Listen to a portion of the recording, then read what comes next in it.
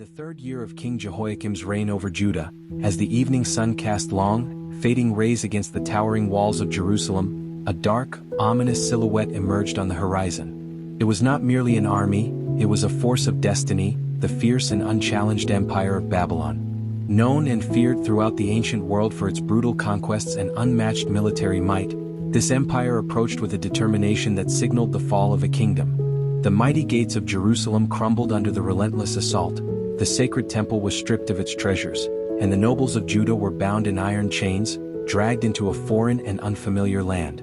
Among these captives was a young man whose unwavering faith and courage would echo through centuries of history. His name was Daniel. This is a story that transcends mere chronicles of war and kings. It reaches into the heart of prophecy and divine mysteries, speaking not just of ancient days, but perhaps of the times we now live in. Across ages and empires, the book of Daniel is more than a historical account. It serves as a solemn warning and a profound revelation. Some believe the prophet's visions were meant only for his generation, while others insist his words peer directly into the future, into the shadows of our own age. The ancient text hints at events yet to unfold, a message veiled in symbols but clear to those willing to see. As Daniel 12 verse 10 declares, "Many will be purified, made spotless and refined, but the wicked will continue to be wicked. None of the wicked will understand, but those who are wise will understand." Even as Jerusalem's sentinels cried out, alerting the people to the approaching storm, the fate of the city was already sealed. The ground shook beneath the relentless march of Nebuchadnezzar's forces, a river of men and steel that swept through every city in its path. Now Jerusalem, sacred and proud, stood next in line. The invaders stormed the gates, unleashing chaos upon the streets. Homes were ransacked, families scattered, and amid the heart of the sacred city, where the temple of the Most High had stood as a beacon of faith, no mercy was shown. The precious articles of the sanctuary, vessels sanctified for the service of God, were seized and carried away to adorn the temples of Babylon's idols. Yet Babylon's conquest was not satisfied with stolen gold or conquered lands. It sought dominion over the minds and hearts of the defeated. Nebuchadnezzar commanded his officials to select the finest of Judah's youth, those gifted in wisdom, strength, and understanding. These were to be trained in the culture, language, and philosophies of Babylon, with one purpose: to erase their identity, their faith, and their memories of the God of Israel, transforming them into loyal servants of the empire. Among the chosen were 4 young men who would forever alter the course of sacred history: Daniel, Hananiah, Mishael, and Azariah. Torn from their homeland and everything they cherished, these young exiles embarked on a harsh, uncertain journey across the unforgiving desert. The blazing sun and swirling dust marked their passage toward a city unlike any they had ever imagined.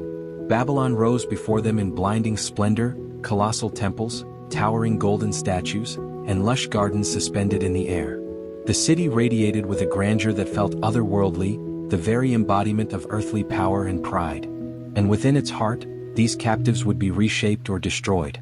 Yet Babylon's conquest extended beyond the physical. The first act of assimilation was to strip them of their Hebrew names, each a testimony to the God of Israel. Daniel, meaning "God is my judge," was renamed Belteshazzar. Hananiah, "God has been gracious," became Shadrach. Mishael, "Who is what God is," was called Meshach. Azariah, "The Lord has helped," was named Abednego. Each new name was an invocation to a pagan god, an attempt to sever their bond with their faith and heritage. It was an act of spiritual conquest, intended to make them forget who they truly were. But before we continue, I will leave below a link to one of our ebooks to improve your relationship with God and help you begin to understand the reason for certain things and trust Him more. But Babylon's strategy did not stop there. The young men were offered indulgences meant to entice and corrupt. Lavish banquets awaited them, with tables weighed down by meats and wines consecrated to idols. To partake in such a feast was not merely to eat, it was to spiritually submit, to accept the authority of Babylon's gods and abandon the ways of the Almighty. Daniel, sensing the gravity of this temptation, felt a conviction rise within his heart. He knew that yielding would be a betrayal not just of his beliefs, but of his very identity as a servant of the Most High. As Proverbs 23 verse 3 warns, "Do not crave his delicacies, for that food is deceptive." Daniel, driven by faith, approached the chief eunuch and humbly requested permission for him and his friends to abstain from the king's fare. "Test us," he proposed, "give us only vegetables and water for 10 days and then judge our appearance."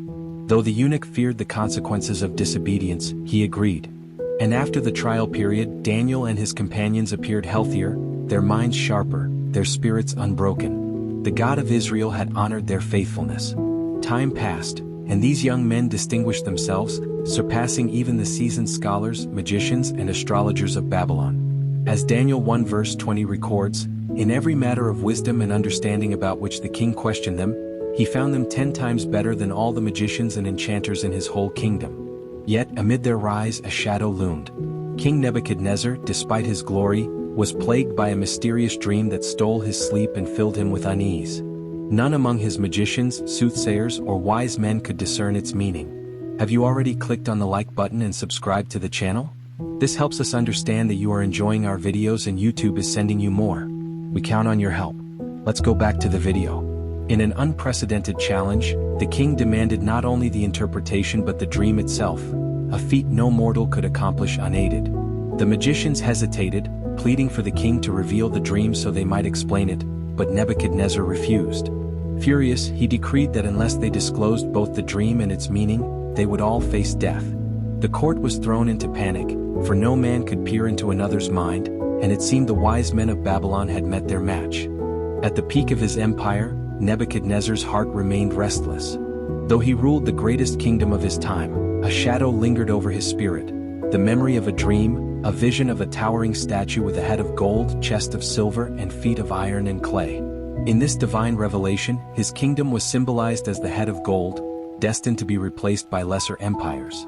But Nebuchadnezzar, drunk with his own grandeur, refused to accept this destiny. He defied the heavens and decided to forge his own fate. He ordered the construction of a colossal image, not with just a golden head, but of pure gold from head to toe. A defiant message cast in shimmering metal. His kingdom would never fall.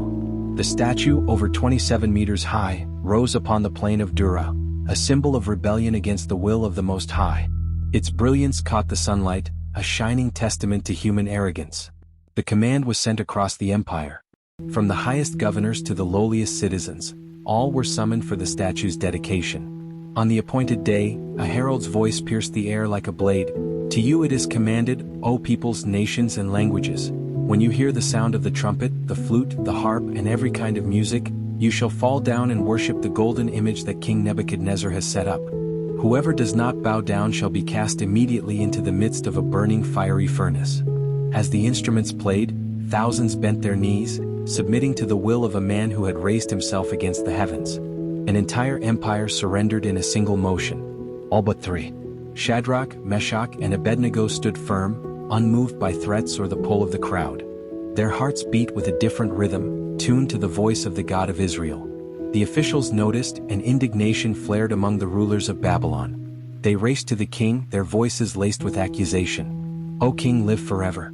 There are certain Jews, Shadrach, Meshach, and Abednego, whom you have appointed over the affairs of Babylon. They pay no heed to your decree. They refuse to serve your gods or bow to your statue.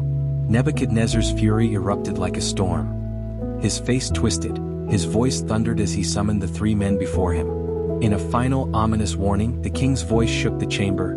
Is it true, Shadrach, Meshach, and Abednego, that you do not serve my gods or worship the image I have set up? Now, when you hear the sound of the music, fall down and worship. But if you do not, you will be thrown immediately into the burning fiery furnace. And then what God will be able to deliver you from my hand? But their faith did not falter. Shadrach spoke boldly, his voice steady as a mountain. O Nebuchadnezzar, we have no need to answer you in this matter.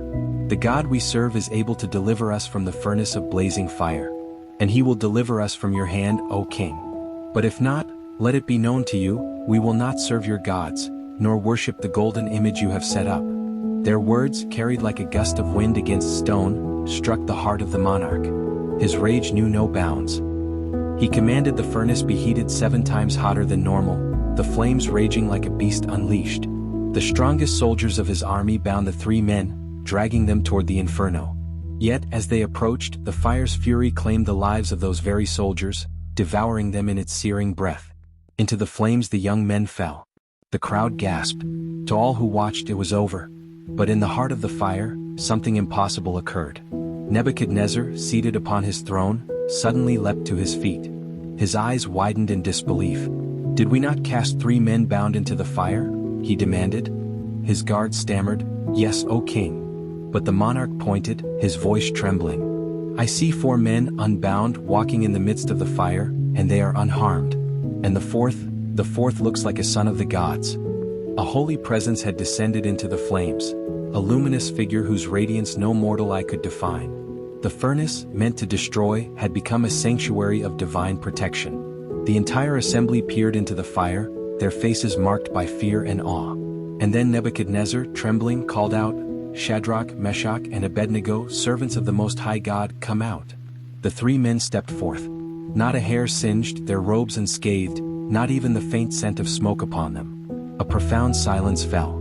In that moment, an entire empire beheld the power of the God of Israel. Nebuchadnezzar, once defiant, fell to his knees. "Blessed be the God of Shadrach, Meshach, and Abednego," he declared. "No other God can deliver in this way." By royal decree, none were to speak against their God. The 3 were honored, their names forever etched in Babylon's history. Yet, though Babylon celebrated, Nebuchadnezzar's heart remained unyielding. The lesson had not yet reached its mark. Despite witnessing a miracle, the king clung to his pride. He still believed his greatness eternal, his power unchallenged. But the heavens had not finished with him. One night the king dreamed again. A vision so disturbing, it shattered his peace. None of Babylon's wise men could reveal its meaning. Only one man remained, the prophet Daniel. Nebuchadnezzar spoke, "O Belteshazzar, chief of the magicians, I know the spirit of the holy gods is in you. No mystery is too great for you. Hear my dream." The king described a great tree towering to the heavens, its branches covering the earth, its fruit feeding every creature. But then a watcher from heaven descended and proclaimed, "Cut down the tree, strip its branches, scatter its fruit, but leave the stump in the earth, bound with iron and bronze. Let his heart be changed from that of a man to a beast, and let 7 times pass over him, until all the living shall know that the Most High rules in the kingdom of men, and gives it to whom he wills." As the king spoke, Daniel's face grew pale. He understood the message. It was a warning, a decree of heaven itself. And what it foretold would shake the greatest monarch on earth to the very dust. In the heart of ancient Babylon, a city adorned with towering walls and streets paved with splendor, a chilling prophecy was about to unfold. It was a night of decadence and defiance. Behind the massive gates of the capital, King Belshazzar threw a lavish banquet for 1,000 of his most powerful nobles. The sound of harps, flutes, and laughter filled the grand hall. Golden chalices overflowed with wine, and women danced under flickering torchlight.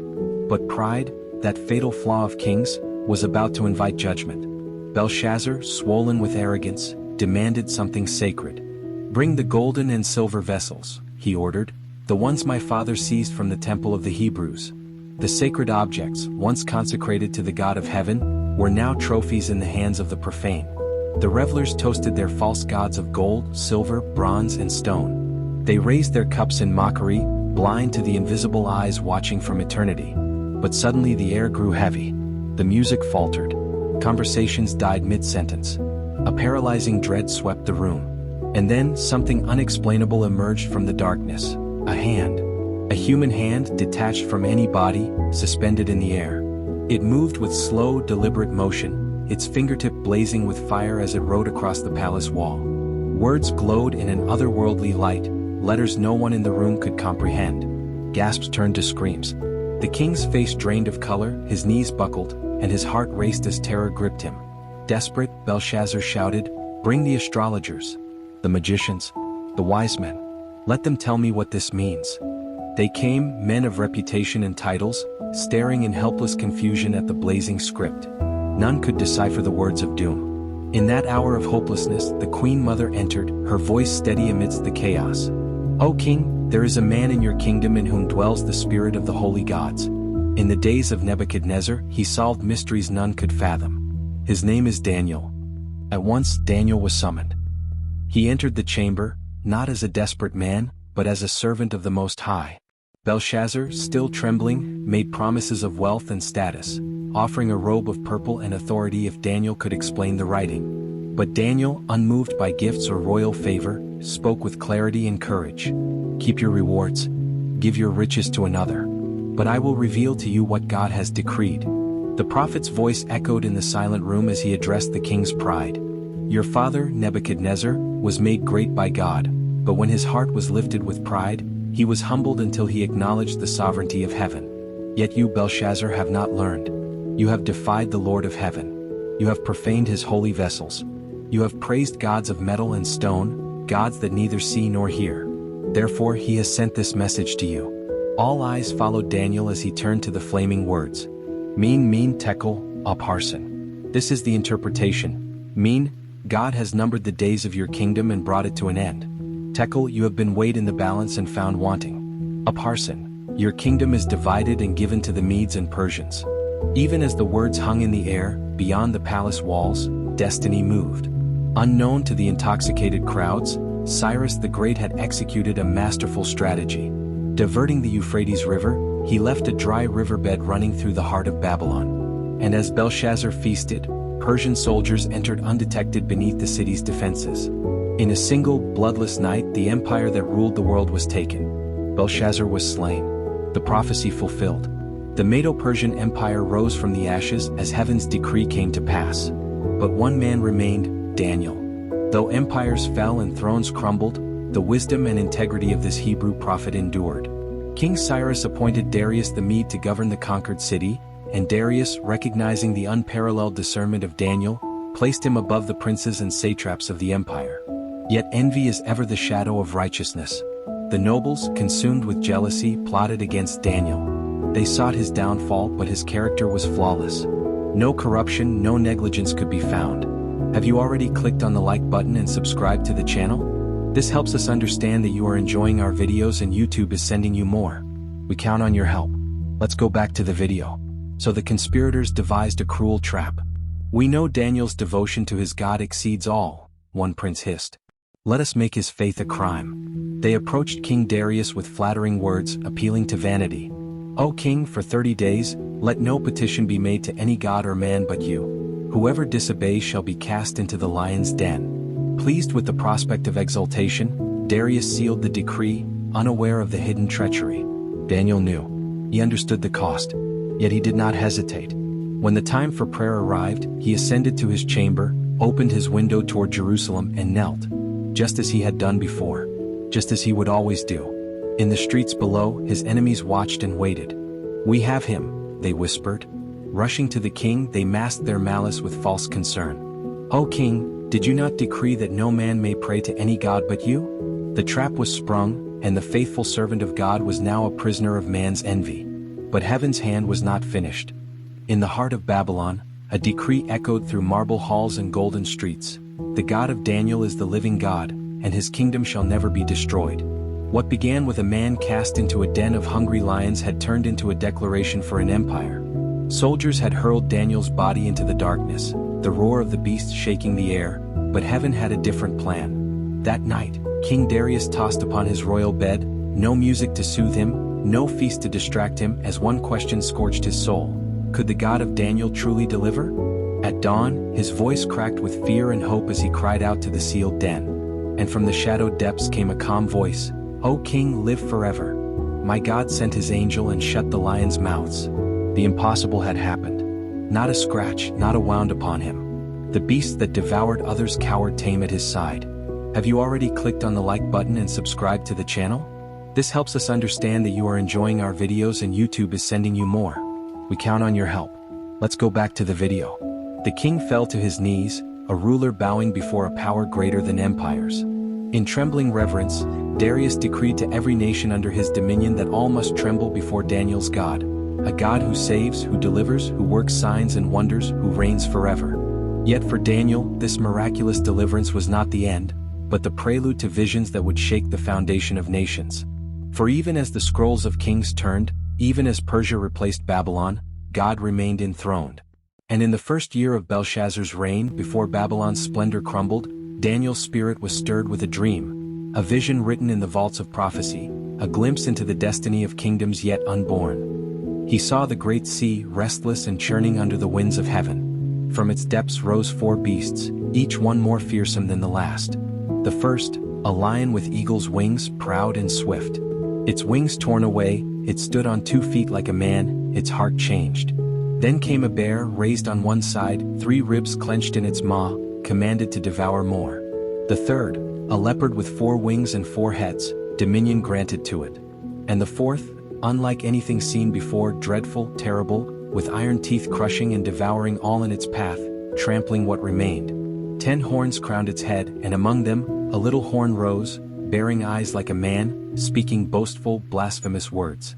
But before we continue, I will leave below a link to one of our ebooks to improve your relationship with God and help you begin to understand the reason for certain things and trust Him more. Daniel's bones quaked. What were these beasts? What evil power spoke through that arrogant horn? Before answers came, his vision shifted beyond earthly powers. Thrones were set in place. The Ancient of Days, whose garment was white as snow, whose hair was purest wool, whose throne blazed with fire, took his seat. Rivers of fire streamed from before him, 10,000 times 10,000 stood at his command.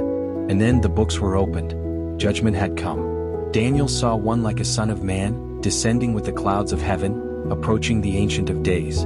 Dominion, glory, and everlasting kingdom was given to him, one that would never be destroyed. But still, Daniel longed to understand the fourth beast, its 10 horns and the little horn that defied heaven. An angel came near and unfolded the mystery. These 4 beasts were 4 kingdoms rising upon the earth, each greater, more terrible than the last. But in the end, the saints of the Most High would receive a kingdom, one that would never be taken. The fourth beast, mightier than them all, would rule with iron and terror. 10 kings would rise from it, and then another would come, that little horn. He would blaspheme against the Most High, oppress the saints, seek to alter sacred times and laws. His reign would endure for a time, times and half a time. But then, the heavenly court would sit. His dominion stripped, his power shattered. The kingdom given to the people of God, enduring forever. Daniel awoke, his face pale, his soul heavy.